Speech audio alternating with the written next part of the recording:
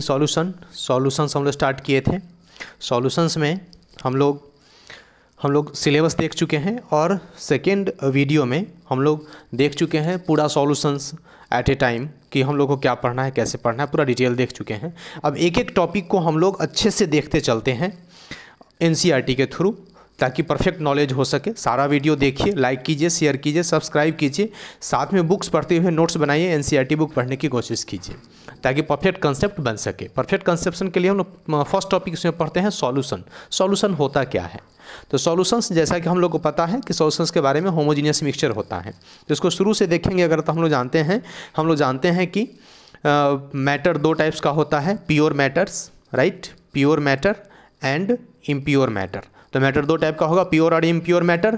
Pure matter के बारे में हम लोग को पता है कि ये दो टाइप का होता है, एलिमेंट्स और कंपाउंड्स। जो एक ही टाइप के एटम्स के मिलने से बना होगा उसको एलिमेंट्स कहते हैं, और जो एक ही टाइप्स के मॉलिक्यूल से बना हुआ होगा उसे कंपाउंड्स कहते हैं, right. Now impure matters are of two types, homogeneous mixture and heterogeneous mixture. Homogeneous mixture क्या होता है?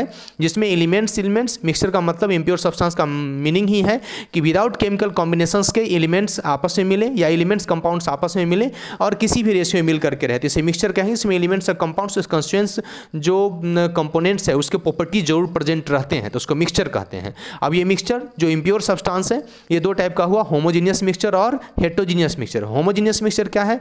जब एलिमेंट्स या कंपाउंड्स या उसके कंपोनेंट्स, जो भी मिक्सचर के कंपोनेंट्स हैं, वो थॉरोली इस तरह से मिलते हैं कि उसके पूरे सॉल्यूशन, पूरे ही कंटेनर में, पूरे ही मिक्सचर में, पूरे सॉल्यूशंस में क्या होता है, थॉरोली उसका मिक्स होता है, कंसंट्रेशन यूनिफॉर्म रहता है, कंपोजिशन यूनिफॉर्म रहता है।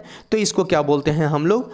होमोजीनियस मिक्सचर, जिसमें उसके कंपोनेंट्स को ऑलमोस्ट ओपन आइज से हम लोग नेकेड आइज से हम लोग नहीं देख सकते हैं, तो इसको होमोजीनियस मिक्सचर कहते हैं। मीन्स होमोजीनियस मिक्सचर के लिए कंडीशन बनता है कि थॉरोली मिक्स है, यूनिफॉर्म है, कंपोजिशन उसका सब जगह एक जैसा है और नेकेड आइज से नहीं देख सकते हैं, तो इसको बोलते हैं होमोजीनियस मिक्सचर। और होमोजीनियस मिक्सचर का ही दूसरा नाम है सॉल्यूशन। कि सॉल्यूशन क्या होगा? Homogeneous mixture is also known as solution, right. अब सॉल्यूशंस हम लोग को इस चैप्टर में डिटेल में पढ़ना है, तो सॉल्यूशंस का मीनिंग समझ में आ गया कि सॉल्यूशन एक इम्प्योर सब्सटेंस है जो होमोजीनियस मिक्सचर है, राइट। तो सॉल्यूशंस में कम से कम दो चीज़ जरूर मिले होंगे, तो जो लार्ज अमाउंट में प्रेजेंट होता है उसको सॉल्वेंट कहते हैं।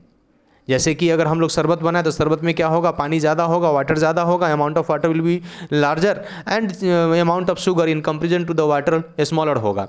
तो जो कम होता है उसको सॉलिड बोलते हैं, तो शुगर यहाँ पर सॉलिड हो जाएगा और वाटर सॉल्वेंट हो जाएगा। तो जो स्मॉलर अमाउंट में होता है उसको सॉलिड बोलते हैं, जो लार्जर अमाउंट में होता है सॉल्वेंट बोलते हैं। अब इस सिर्फ अमाउंट की बेसिस पर सॉलिड सॉल्वेंट होता है। कभी कभी लोग पूछता है कि दोनों बराबर होगा तब क्या करेंगे? तो आपके ऊपर है कि आप किसी को सॉलिड किसी को सॉल्वेंट मान सकते हैं, बट सॉल्यूट और सॉल्वेंट का जो डिफिनीशन है सिंपली अमाउंट पर डिपेंड करता है। जो ज़्यादा है वो सॉल्वेंट होगा, जो कम है उसे सॉल्यूट कहेंगे। तो ये सॉल्यूशंस हुआ। थोड़ा बुक के थ्रू देखते हैं कि सॉल्यूशंस को हम लोग बिगिन कैसे किए हैं।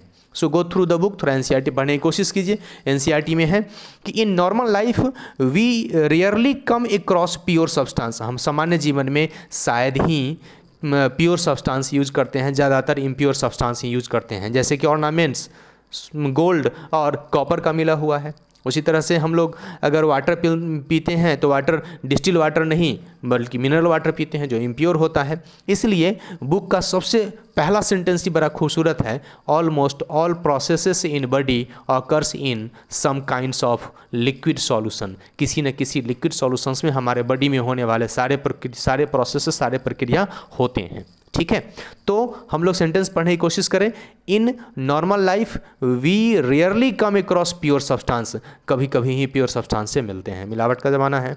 Most of these are mixture containing two or more pure substances. Most of these are mixture containing two or more pure substances.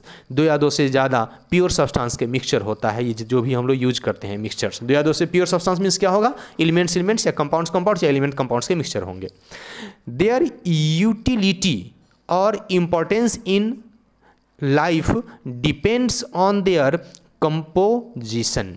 हमारे जीवन में इसका क्या महत्व है, क्या उपयोग है, क्या प्रयोग है, ये उसके कंपोजिशन, उसके बनावट, कौन कौन चीज़ उसमें प्रेजेंट है, कितना कितना उस पर डिपेंड करता है। फॉर एग्जांपल, जैसे कि एग्जांपल से स्पष्ट करते हैं, the properties of brass. Brass की प्रॉपर्टीज किस पे डिपेंड करेगा? ये mixture of copper and zinc है, are quite different from those of German silver mixture of copper and zinc and nickel. Copper, zinc और निकेल, इन तीनों को जब हम लोग मिक्स करते हैं, इसमें केमिकल रिएक्शन नहीं होता है, तो जर्मन सिल्वर बनता है, जिसकी प्रॉपर्टीज़ ब्रास से डिफरेंट होता है। ब्रास में क्या क्या प्रेजेंट होता है? Mixture of copper and zinc, copper और जिंक के मिलने से ब्रास बना होता है। ब्रास और जर्मन सिल्वर का कंपोजिशन बराबर एग्जाम में पूछता है, ध्यान में रखिएगा। जर्मन सिल्वर बना हुआ है 3 चीज़ का, कॉपर, जिंक और निकेल। ब्रास बना हुआ है किसका? कॉपर और जिंक का। इन दोनों का कंपोजिशन अलग है, इसलिए दोनों की प्रॉपर्टीज़ भी अलग होगी। तो ये हमारे लाइफ में यूटिलिटीज़ जो होता है इसका, या फिर उसका क्या इंपॉर्टेंस है, वो डिपेंड करता है मिक्सचर के कंपोजिशन पर। मोस्टली हम लोग सॉल्यूशंस ही मिक्सचर ही यूज करते हैं जनरल लाइफ में, राइट।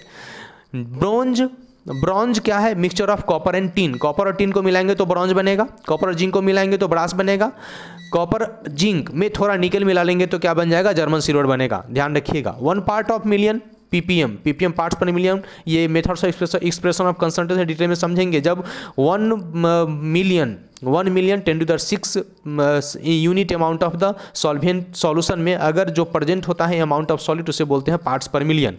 तो 1 पार्ट्स पर मिलियन मीन्स 1 मिलियन सॉल्यूशन में, मिलियन सॉल्यूशन यूनिट में 1 यूनिट क्या है? सॉल्यूट प्रेजेंट है। Of fluoride ions in water prevents tooth decay. तो टूथ डीके मतलब दांत गिरने से मना करेगा, बचाएगा कौन? अगर हम लोग सॉल्यूशन बनाए ऐसा जिसमें 1 मिलियन अमाउंट ऑफ वाटर में प्रेजेंट रहेगा फ्लोराइड, कितना? 1 पार्ट प्रेजेंट रहेगा, मीन्स 1 ppm फ्लोराइड सॉल्यूशंस दांत को टूटने से बचाता है, टूथ डीके से बचाता है।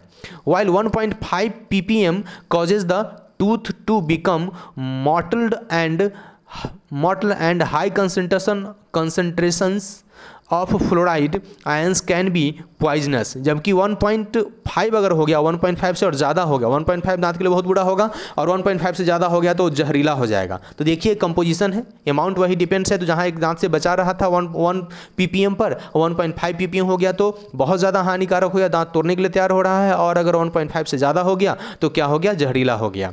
तो मिक्सचर के कंपोजिशन पर डिपेंड करता है नेचर उसका use. For example sodium fluorides is used in rat poisons, जैसे कि सोडियम फ्लोराइड का उपयोग चूहा को मारने में प्रयोग किया जाता है।